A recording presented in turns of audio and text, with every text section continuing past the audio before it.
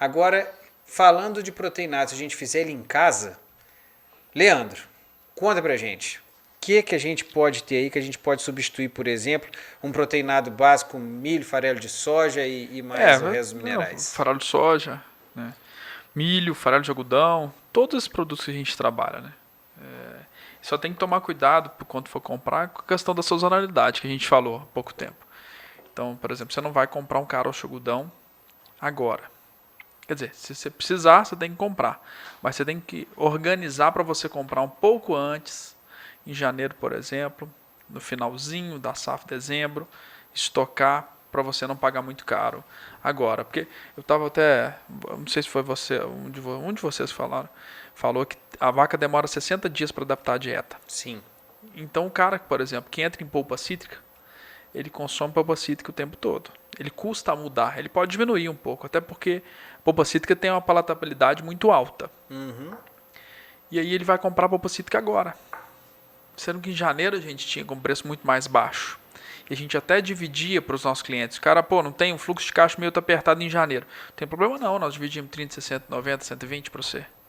Então ele devia ter comprado um pouco mais de volume em janeiro para passar essa época. Porque agora, eu acredito que maio, junho, já tem produto mais barato. Então é sempre se ater a essas situações, né? Eu acho que esse é o segredo que o produtor tem que olhar. É sempre isso aí. Você tem mais ou menos assim, dos principais, mais ou menos se a pessoa quiser saber para se programar. Vamos lá, você quer Polpa saber cítrica, vamos lá, vamos fazer um bate-bola. Polpa cítrica. Quando é que se compra polpa cítrica? de julho a dezembro. De julho a Pico em dezembro. setembro. De julho a dezembro. Você pode comprar polpa em setembro, que você vai comprar polpa preço bom. Setembro vai estar no meio do caminho. Meio do caminho, é o pico da safra. É o pico da E aí safra. as indústrias, elas às vezes elas têm um problema que a gente fala que é a dor de barriga das indústrias, né? Onde Então é o excesso de produção e não tem como colocar em nenhum lugar. Porque nenhuma indústria armazena. Quem armazena, a gente armazena, né? Então, a indústria ela tem esse problema. O caroço de algodão é a mesma lógica. Setembro, julho e dezembro, setembro pico. O farelo de soja, agora nos próximos meses, até julho, tem normalmente os melhores preços. Inclusive para contrato. Então tem muita indústria esmagadora de soja falando, faz contrato agora. Só que agora, até julho, historicamente, são os menores preços de farol de soja. Então você vai fazer o contrato, pode acertar, mas não vai fazer tanta diferença. O importante é fazer um contrato de julho a dezembro com farelo de soja. E você faz o contrato no esquema que você pega ao longo do tempo, Ao né? longo do tempo, exato. Porque Então, farelo de soja tem um pequeno probleminha aí, né? Que é da armazenagem, né? Não, o farelo de soja, tem, sim, claro. Falando, o farelo de soja faz o contrato, você vai tirando ao longo do tempo. Você faz o contrato como se você deixasse o seu estoque armazenado na própria indústria, você vai tirando por demanda, entendeu? Sim.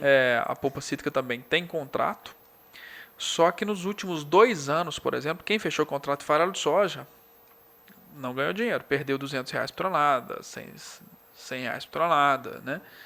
150, tem horas que até R$ 300, R$ 400 por tonelada, porque o mercado baixou e ele tinha aquele contrato que ele tem que tirar. O que a gente fala de contrato é que nunca fechar 100% do volume. Você tem que se proteger e diminuir a volatilidade. Agora, se você fechar 100% do volume, você está exposto, né? A gente sempre falou aqui, porque o preço do leite, ele normalmente, tem algumas indústrias que estão querendo fazer, tabelar por 6 meses o preço, mas ele não é tabelado, ele tem variação. Então, como é que você vai tabelar a comida? Você precifica a comida da vaca num preço X, e o preço do leite ele alterna. Se a comida sua está precificada lá em cima, o preço da comida no spot ele abaixa, o preço do leite ele abaixa, você tem que tirar esse contrato aqui.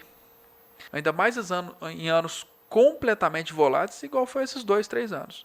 O que acontece de contrato, eu sempre falo, as histórias, o cemitério de perdedor, né, que perde algum negócio, é silencioso, né? Então, as pessoas que perdem dinheiro no contrato, elas ficam quietas, não falam muito. Nossa, fiz um contrato de milho a 70 e o milho foi para 80, no caso de venda, ou vice-versa. Não fala, né? Então você tem que sempre fechar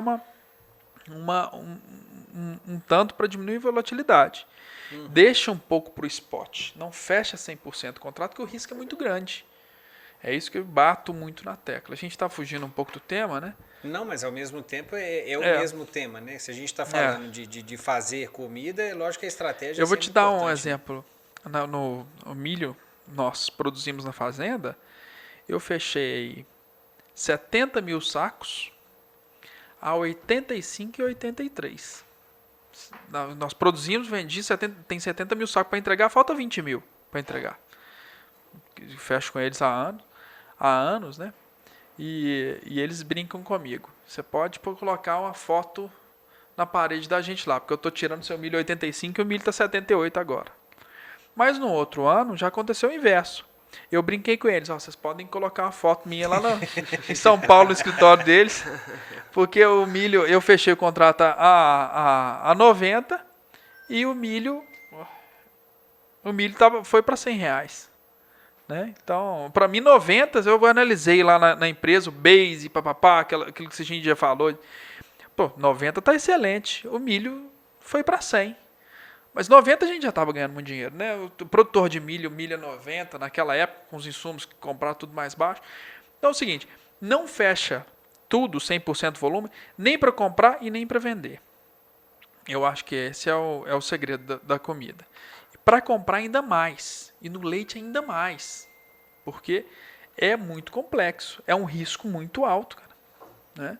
Mas é isso, só concluindo, caroço algodão, você já anotou a época, eu acho que o produtor tem que olhar isso, a época é de julho a dezembro, se faz o contrato por agora, até falando um pouco, a nossa análise de mercado lá acha que está tudo dando certo na safra de algodão, tudo dando certo, então tem que olhar muito isso. E se tudo está dando certo, a produção vai ser maior do que no ano passado. Então vai ter muita produção, né? E as indústrias estão ainda com o preço, batendo num preço um pouco mais alto. Eu acho que o preço tem um espacinho para cair de contrato futuro. É o que a gente acredita. Então, para os produtores de plantão, aguardem, porque as vacas vão comer caroço algodão esse ano. Exato. Polpa cítrica eu falei no ano passado aqui, você deve lembrar. Sim. Polpa cítrica vai cair, contrato. Eles fizeram um contrato, as indústrias fecharam o contrato a 1.150, chegaram a fechar a R$900, no pico da safra de setembro. Então a gente avisou, eu falei que, gente, não fecha 100% do contrato. O caroço algodão não fecha 100%. Quer fechar? Fecha um pouco. O caroço algodão tem um cliente nosso, Laticínio, fechou 20 mil toneladas de contrato, não vou falar quem, e a gente avisou todo mundo, a gente foi lá, falou, gente, toma cuidado com o caroço, fecha um pouco. Realmente, o preço caiu. No spot já achava mais barato. Então o segredo é esse, porque tem 2 anos que quem fecha contrato não ganha dinheiro com o contrato. Então fecha um pouco, porque em algumas ocasiões pode ser que o mercado esteja mais alto que o contrato, ele tira do contrato, entendeu?